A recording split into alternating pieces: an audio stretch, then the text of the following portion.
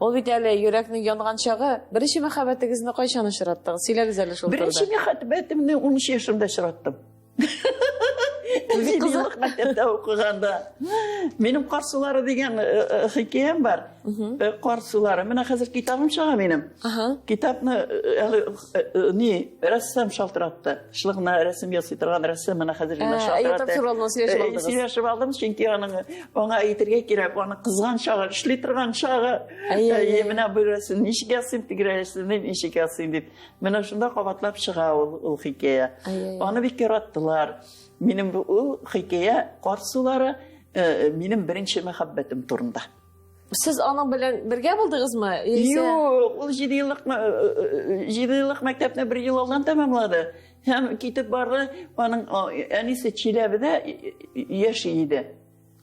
Ул ничектер шунда киткән инде. Да авылга кайтмаган. Рафисны авылда әнисенә калдырган. Әби үзенең әнисенә, Рафисның әбисенә. Ул әбисен дәвесә иде. 7 еллык мәктәпне тәмамлагач, әнисе аны үз янына алды. Ул Чиләбегә китеп барды, минем йөрәкне яндырып.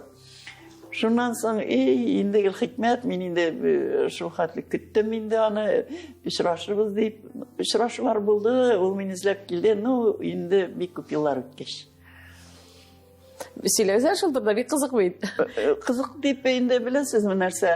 Анда язылган ул Карсулары дигән хикәядә ничек итеп, ул киткән бит инде Чиләбегә, мин китеп бардым 7 еллык мәктәпне тәмамлагач, Минзәләгә, аннары китеп бардым Казанга.